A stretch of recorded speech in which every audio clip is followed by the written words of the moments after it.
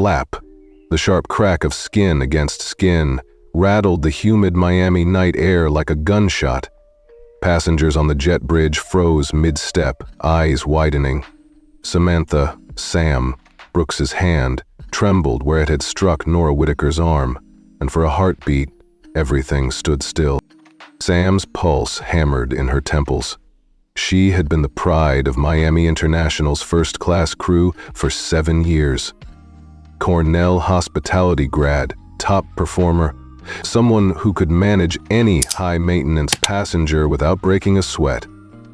But tonight, at Gate 22, she'd snapped. Tall, silver-streaked hair in an elegant chignon, wrapped in a cashmere shawl, said nothing. Her emerald eyes glittered with calm authority. Passengers clustered on the bridge exchanged uneasy glances, whispers rippling through the tight space.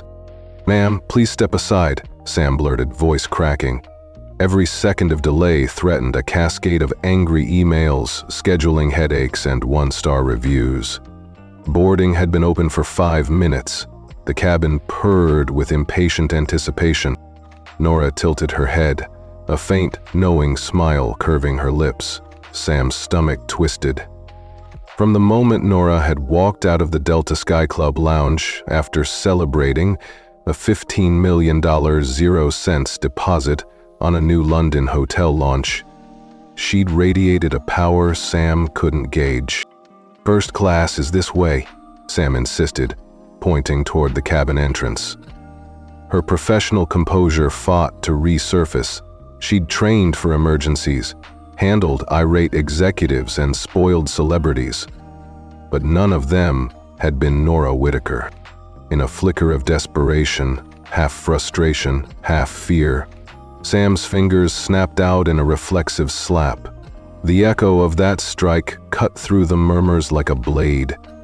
She immediately regretted it.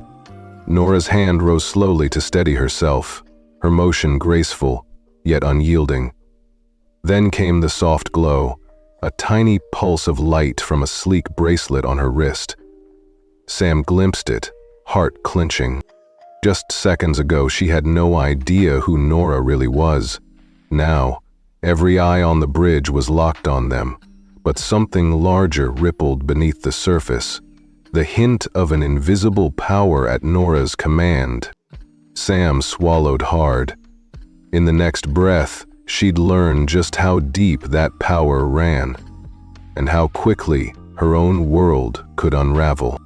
To be continued. Sam closed her eyes for a split second as the low hum of jet engines drifted through the open cabin door.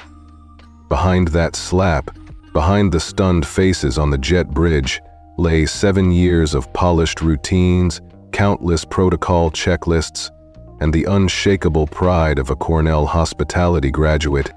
At 22, fresh out of Ithaca, she'd landed her dream position as a junior flight attendant. Straight to Miami International, the busiest gateway in Florida. She remembered stepping off her first overnight flight, uniform crisp and new, heart soaring as she signed her name on the crew roster.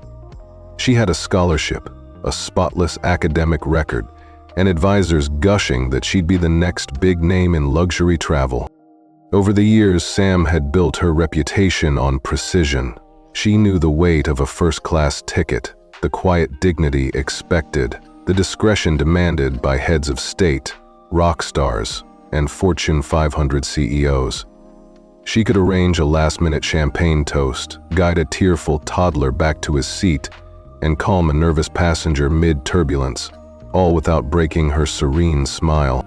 Her apartment in Coral Gables reflected that exacting obsession. Every cushion lined up perfectly, every book on leadership and customer service stacked in alphabetical order on mahogany shelves. She had a small framed photo on her dresser. Sam at graduation, cap tilted proudly, diploma in hand, a reminder of who she was. The one passengers could depend on when the cabin lights dimmed and the doors closed. But a single misread glance could unravel it all. Tonight, a reflexive slap on a woman who hadn't even reacted seemed inconceivable. Sam's mind traced back to her first major commendation, most professional crew member after flawlessly handling a medical emergency at 38,000 feet. That moment had cemented her belief in absolute control. She breathed deeply, inhaling the faint scent of jet fuel and cabin disinfectant. The past 7 years hadn't prepared her for power, true hidden power, that could override her every rule. If Nora Whitaker was more than just a wealthy traveler, if she was the seed investor, the silent architect of the airline itself, then Sam was swimming in uncharted waters. As the cabin doors slid shut behind her, Sam straightened her shoulders, adjusting the gold wings on her lapel. Protocol demanded professionalism, but her heart still pounded. Could she really navigate a situation where the passenger held every key to her career? The intercom clicked. Captain Miller's voice crackled. "Brooks, meet me in the cockpit. Now." Sam exhaled, steeling herself. The real flight had just begun. Sam stepped into the first-class cabin, forcing a polite smile she didn't feel. Plush leather seats glowed under soft overhead lights, and the faint murmur of displaced passengers drifted through the aisle. She swallowed. 5 minutes had passed since the slap. 5 minutes in which every eye, from the banker in 2A to the retired couple in 1C, had landed on her like daggers. "Welcome aboard, ma'am," she said to Nora Whitaker, gesturing toward seat 3D. Her voice was steady, but inside she battled a swirl of embarrassment and apprehension. She'd introduced herself countless times. "I'm your senior flight attendant, Samantha Brooks," and watched VIPs relax the moment she promised seamless service, but tonight, her usual command of the cabin felt hollow. Nora's emerald eyes followed Sam's shoulders, but she didn't move. Instead, she inclined her head once, acknowledging the direction, yet remained still. The silence stretched, broken only by the soft click of a luxury watch on Nora's wrist, an elegant timepiece Sam recognized from the Delta Sky Club gift shop, a reminder of the wealth and status she'd underestimated. A hush settled over the cabin. In the galley, Sam's colleague Janelle leaned in and whispered, "Is that really her? I heard she owns shares in every major U.S. airport." Sam's jaw tightened. Of course, Janelle had heard the rumors. Nora hadn't needed a name tag. "Serve everyone with respect," Sam muttered under her breath, reciting her mantra. She squared her shoulders and moved down the aisle, offering menus, pouring vintage champagne into crystal flutes, trying to refocus on routine tasks. Yet each time she glanced at Nora, she saw an inscrutable calm that rattled her carefully curated composure. When Sam reached Nora's seat, she paused. "Anything I can get you, Ms. Whitaker?" Her tone was professional. Her pulse skittered beneath the tailored jacket. Nora's thin lips curved into a small, almost imperceptible smile. "A glass of your finest Chardonnay," Nora replied quietly, her voice smooth as silk. Then she added, almost as an afterthought, "And a moment of discretion, please." Sam nodded, heart pounding. She turned away, her back stiff. As she poured the wine, the cabin's soft lighting caught the droplets on the crystal, like tiny stars caught in mid-fall. Whispers rippled again, this time about Sam's sudden deference. With glass in hand, she returned to Nora's seat. Their eyes met briefly, and Sam felt a wash of regret. She'd thought she controlled this environment. Now she realized she was navigating someone else's realm entirely, and she hadn't even noticed until it was almost too late. Sam hovered near the galley, rolling a crystal wine glass between her fingers when a soft chime echoed through the cabin's PA system. It wasn't the captain. This was a ground-level override. Every crew member recognized the tone. "Attention all crew," the voice crackled. Please be advised that Ms. Nora Whitaker is the principal seed investor in this airline, having contributed over $50 million, 0 cents in startup capital. Treat her with the highest priority." Sam froze mid-pour. $50 million, seed investor. Not just a high-rolling passenger. She'd bankrolled the entire operation. The glass slipped in Sam's hand, and a bead of Chardonnay arced toward the plush carpet before Sam lunged to catch it. "Oh," Janelle murmured from the end of the galley, eyes wide. "Did you hear that?" Sam's throat tightened. She forced a nod, swallowing the lump forming there.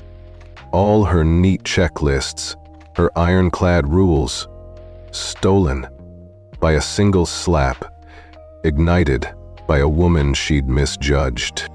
As Sam stepped into the aisle again, whispers fluttered between passengers. "Is that true?" muttered a businessman by seat 4B. $50 million? She owns the place." Sam's fingers fluttered over her service tablet, unwilling to tap through another request. Her mind raced back to graduation honors and perfect performance reviews. Everything she'd built on control, precision, and rule enforcement. Now, control felt like an illusion. Determined to salvage her composure, Sam straightened her spine and squared her shoulders. Every fiber of her professionalism screamed, adapt, recover, move forward. She approached Nora's seat, offering a crisp menu as though nothing had changed. Nora's emerald gaze followed her, unreadable yet piercing. Sam slid into the chair across from her, voice soft but steady. "May I refill your champagne, Ms. Whitaker?" Nora allowed the smallest nod. In that silent exchange, Sam realized the journey had shifted. This wasn't about protocol anymore. It was about navigating someone else's world, one built on the legacy of her own generosity.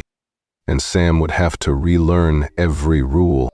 Sam paused mid-step, tray of crystal flutes hovering at her side. Under the cabin's soft lighting, she caught a glimmer from Nora Whitaker's wrist. A tiny pulse of light from that sleek bracelet Sam had noticed earlier. It was subtle, almost elegant, but in that moment, it felt like a spotlight, training its beam on her every mistake. Her chest constricted. All the rehearsed responses, the safety checks, the good evening smiles, none of it mattered now. Sam's vision narrowed to that single pulsing glow. She felt exposed, as if someone had stripped away her uniform and laid bare every ounce of her insecurity. Around her, the cabin hummed with polite conversation. Businessmen adjusted their ties, a retired couple sampled caviar, and somewhere in the back row, soft laughter rose and fell. But Sam felt the hum morph into a low, insistent thrum. Her anxiety made the air vibrate. She reminded herself she was a Cornell-trained professional, a top performer, someone passengers trusted, yet right now every rule she enforced felt trivial against the weight of Nora's unspoken power. The bracelet's light winked again, and Sam's fingers fluttered at her side, as though she might drop the train. Nora regarded her with those steady emerald eyes. No anger, only calm control. It was unnerving. Sam realized the real tension wasn't in the slap or the announcement. It was here, in this silent standoff. She was no longer in charge. In a breath, Sam forced her shoulders back and squared her posture. She had uniforms to polish, service to deliver, protocols to follow. But each step toward Nora's seat felt like moving through quicksand, every inch heavier than the last. The tray wobbled.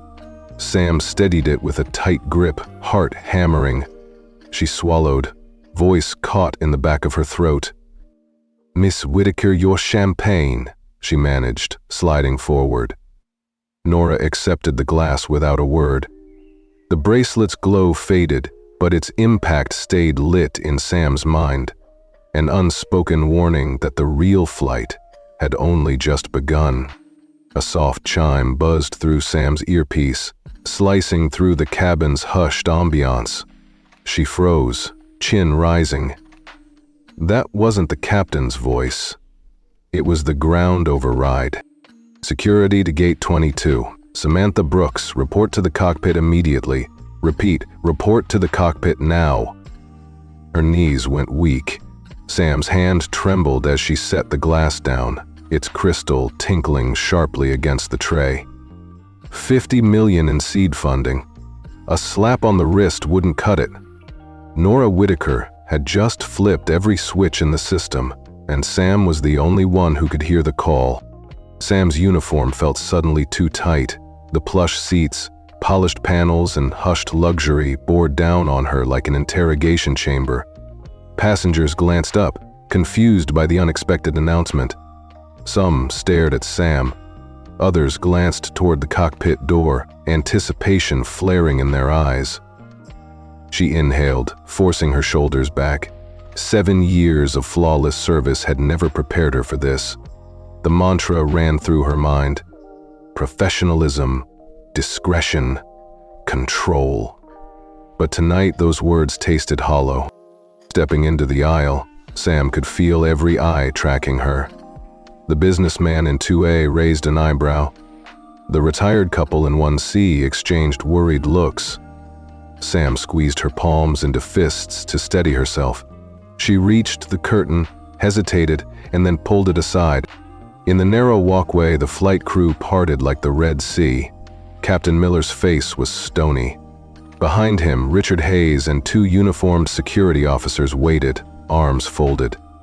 Nora sat in the jump seat, her bracelets light now dormant, but her expression calm as a sea at dawn. Sam approached, voice strangled. "Captain..." "Sir?" Captain Miller's lips tightened. "Brooks," he said.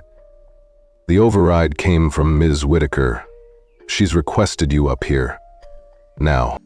The finality in his tone left no room for protocol. Sam closed her eyes, heart drumming. She braced herself for the reckoning that awaited in the cockpit, where a single button press had redirected her fate. The cockpit door clicked shut behind Sam, and the roar of the cabin receded into a distant hum. She leaned against the bulkhead, eyes closed, letting her uniform collar bite into her neck. Somewhere above the clouds, she was supposed to be in control. Safe, routine, scripted. Instead, she felt unmoored. Her mind drifted back to her first major in-flight crisis 6 years ago. A toddler choked on a grape. Parents panicked. Sam had knelt on the carpet between seats, coached a frantic dad through the Heimlich, and watched relief wash over the cabin when help arrived. The chief purser had praised her composure. "You saved that child's life," he'd said. That moment cemented her belief. Sam Brooks could handle anything. Then there was the time last winter when a businessman in 3C complained his steak was slightly overdone. She'd marched to the galley, barked orders, and personally escorted a fresh fillet on fine china. He'd smiled, tipping generously, murmuring, "Perfect." Sam had filed that note in her mental trophy case. Proof that her standards were impeccable. She remembered the countless times she'd dismissed economy passengers with a flick of her wrist. "I'm sorry, ma'am, that's outside my purview." She'd prided herself on protecting first class from amateurs. In her mind, rules were absolutes, and she was their unwavering guardian. A soft beep on her service tablet yanked her back. Sam opened her eyes, confronting the reality of tonight's unraveling. She'd always believed authority flowed from her badges and certifications, but now she realized how fragile that illusion was when someone else held the real power. She straightened, shoulders set, resolve hardening. Those flashbacks weren't just memories. They were a roadmap of her arrogance. If she was going to navigate this reckoning, she'd have to face each misstep head-on and learn what it truly meant to serve. Because beyond protocol lay something far more important: respect. and tonight, she was just beginning to understand why it mattered most. Sam stood in the center of the ground operations office, the soft glow of surveillance monitors tracing her every move. Nora Whitaker sat poised beside Richard Hayes and two uniformed security officers. Behind them, a bank of screens showed live feeds from the jet bridge, the cabin, even the first-class lounge. Sam's heart pounded as the door clicked shut. Richard's voice was calm but firm. "Ms. Brooks, you owe Ms. Whitaker a formal apology for the slap and for disregarding her authority." He nodded toward Nora. Sam swallowed, stepping forward. Her uniform felt heavy, each starched crease a reminder of her failure. She inhaled, the scent of electronics and recycled air filling her lungs. "Ms. Whitaker," she began, voice trembling, "I am deeply sorry for striking you. I made a terrible mistake, and I humiliated you in front of our passengers and crew. There is no excuse for my actions." Nora's emerald gaze never wavered. The monitors flickered between Sam's apology and the replay of the slap echoing through the jet bridge. The hush on the jet bridge now resonated here, silent judgment in every pixel. A hush fell over Sam as her words registered. The surveillance techs exchanged looks. The event logs already flagged an incident.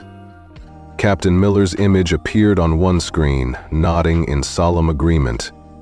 Nora lifted a hand, her gesture simple but commanding. "Thank you for acknowledging your wrongdoing, Ms. Brooks. I accept your apology." Sam's shoulders sagged with relief and shame. She had sought perfection through procedures, but now she understood public reckoning. This apology wasn't just protocol, it was a necessary act of respect. Richard cleared his throat. "We'll document this as part of your corrective action plan. Ms. Brooks, your probation begins immediately." Sam nodded, steeling herself for the next phase of consequences. As she left the room, the monitor shifted back to routine flight data. Sam glanced once more at Nora's composed profile on the screen. The public apology had passed, but the real lesson had only just begun. Back in the cabin, Sam moved like a shadow among the seats, her probation order etched in every step. She carried a silver tray laden with chilled water, gourmet chocolates, and a fold of plush blankets, an unspoken peace offering to Nora Whitaker. Each item symbolized the service she'd once performed with pride. Now, they reminded her of the price for her mistake. "Ms. Whitaker?" Sam said softly, offering the tray. Her uniform remained spotless, but her posture was different, hunched, tentative. She winced as the passengers in 2A glanced up, their expressions a curious mix of sympathy and approval. The hush in first class felt heavier than any turbulence.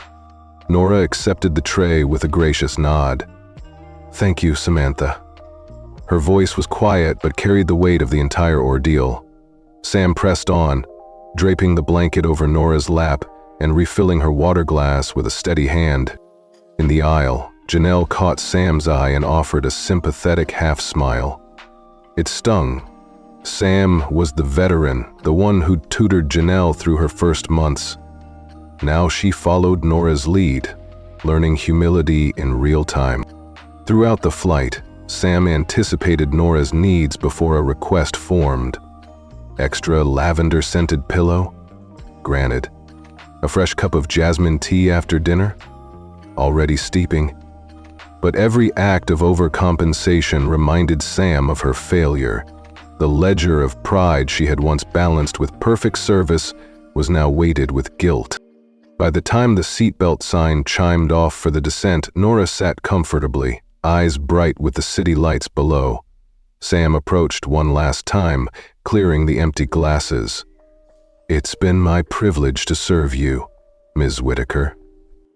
Nora smiled, a genuine curve that freed something tight in Sam's chest. "You've done more than serve, Samantha. You've learned." In that moment, Sam understood that true service went beyond protocol. It was about respect, empathy, and the courage to change. The seatbelt sign chimed off, but for Sam Brooks there was no relief. She hovered just inside the galley, hands clasped behind her back, listening to the cabin's low murmur of post-fleet chatter. The captain's announcement had ended 10 minutes ago, yet the weight of those words still pressed on her shoulders. "Mrs. Brooks," Captain Thomas Miller's voice had said over the PA, "your performance record and years of service are commendable. However, given tonight's incident, the airline has placed you on a 6-month probationary period. During that time, you will complete mandatory leadership development courses, passenger relations workshops, and comprehensive anti-bias training. Your progress will be evaluated monthly. Fail to meet these requirements, and your tenure with us will end immediately." The moment those syllables landed, Sam had felt every inch of her 7-year reputation slip away. Probationary period. The phrase echoed like thunder in her mind, a spotlight exposing every past infraction she'd neatly tucked away. She'd handled medical emergencies at 38,000 feet, soothed screaming children, and earned flawless performance reviews. Yet here she was, stripped to her core vulnerabilities in front of everyone. Now, in the hushed quiet of the first-class cabin, Sam smoothed down her uniform, each crease suddenly jarring rather than crisp. She took a breath, tasting the residual fizz of champagne on her tongue, a faint reminder of Nora's calm composure. Every passenger glance felt loaded with silent judgment. The banker who'd watched her apology on his personal screen, the couple who'd turned to stare when the override announcement echoed, the crew members who'd witnessed her escorted to the cockpit. A soft cough brought Sam back to the present. Janelle stood at the galley entrance, eyes full of sympathy. Sam offered a small, grateful nod.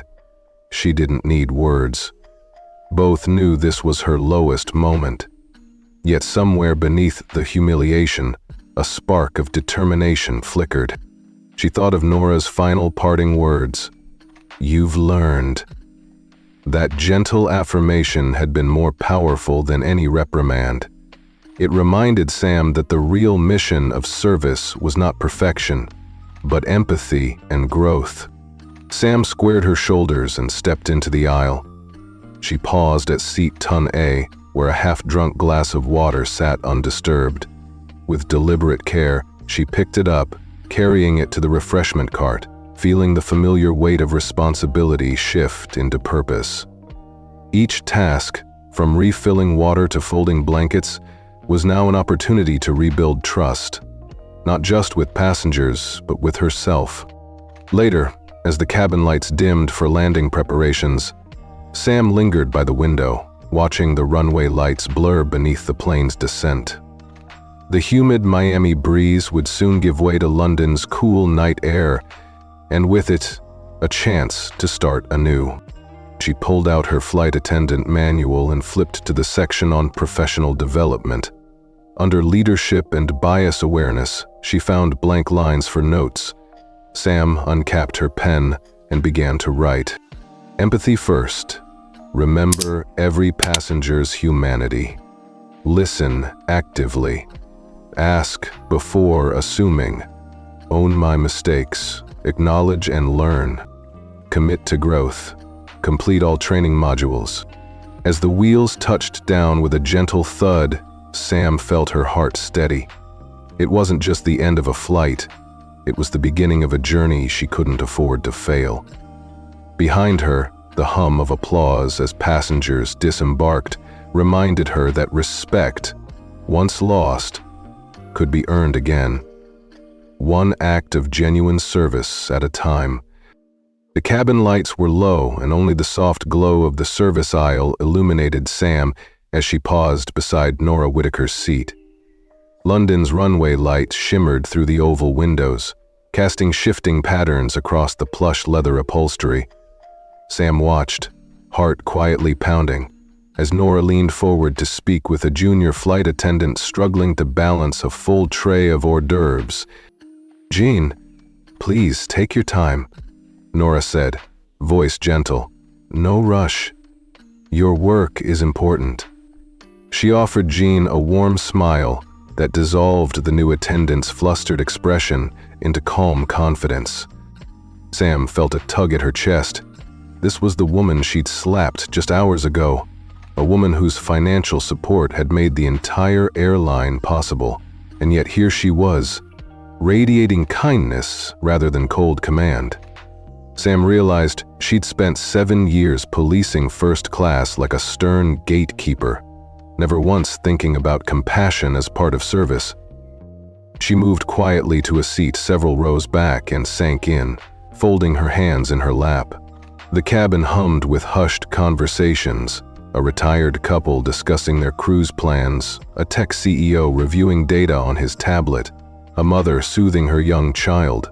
Sam's gaze drifted to her own reflection in the window, the lines of stress around her eyes stark against the cabin's soft lighting.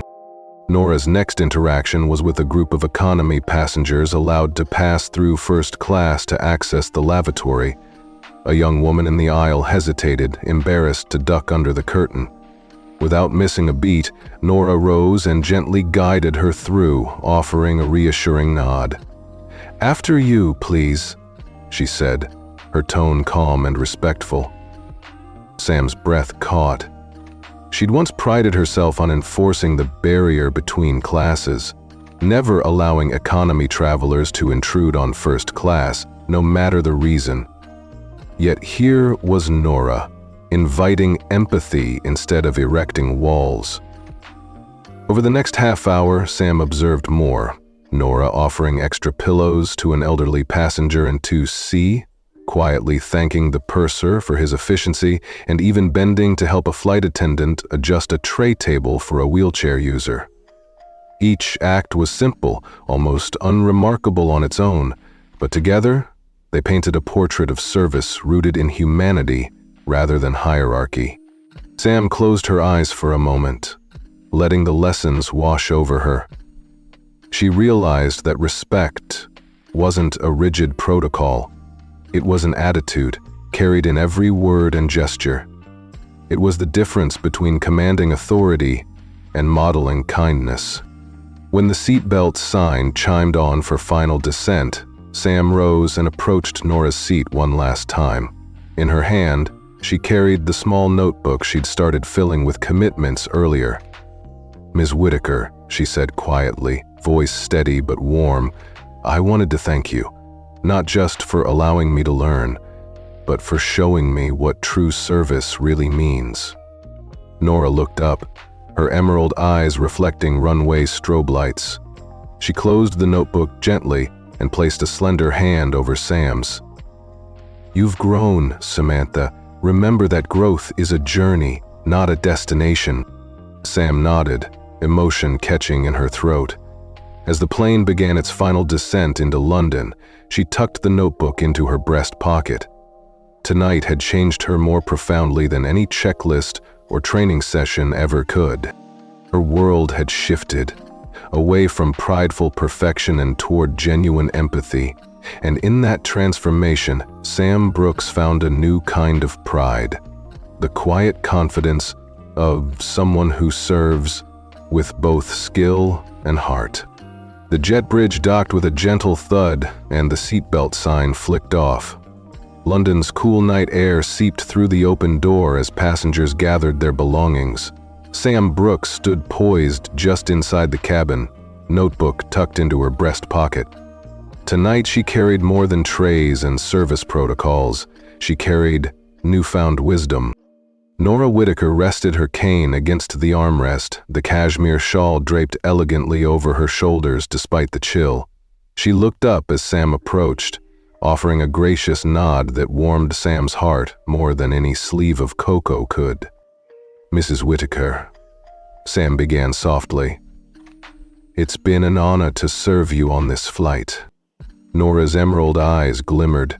"The honor was mine, Samantha." Passengers filed past, offering nods of respect and murmured thanks to Sam. A businessman in 1A clasped her hand. "Your service tonight was exceptional," he said, voice low. Sam managed a tight smile, the usual pride grounded now in humility. At the bottom of the jet bridge, Captain Miller and Richard Hayes waited. Their expressions were unreadable until Nora stepped forward. "Captain, Richard," Nora said, voice carrying over the murmurs of disembarking passengers, "I want to express my gratitude for Ms. Brooks' dedication tonight. Her willingness to learn and grow is commendable." Richard inclined his head. "Her probationary period has concluded. We've reviewed her notes and performance. She's passed with distinction." Captain Miller allowed a rare smile. "Welcome back to full status, Ms. Brooks." Sam's chest tightened. "Thank you, sir." "Thank you, Ms. Whitaker." Emotion flickered in her eyes. This wasn't the triumph she'd once imagined. It was something deeper.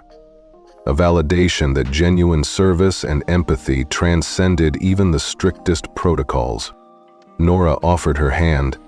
"You once asked why I didn't demand your firing, because I believed you had more to give." Her grip was firm, laden with unspoken respect. Sam nodded, voice catching. "I won't squander this chance." As the last passenger stepped off, Sam and Nora began to walk down the bridge together. The London terminal glowed ahead, a maze of new opportunities. Sam's steps were steady. Each felt lighter than the last. She'd shed the weight of arrogance and embraced a service defined by compassion. Before she stepped into the terminal, Sam paused. "Ms. Whitaker, may I ask, what made you invest in this airline in the first place?" Nora's gaze softened, eyes reflecting distant memories. "Because I saw potential. Potential to connect people, to build trust, above the clouds, and I believed in the power of human kindness." Sam smiled, warmth blooming in her chest. "Then I'm honored to carry that forward." Nora returned the smile. "I have no doubt you will." They parted ways at the terminal door. Nora into a sleek black car waiting under the canopy. Sam back to her duties, forever changed. As Sam turned to rejoin her crew, she looked back once, catching a final glimpse of Nora's elegant silhouette. In that moment, Sam understood the true destination of her journey. Not the airport in London, but the heights of her own capacity to serve with both skill and heart. The end.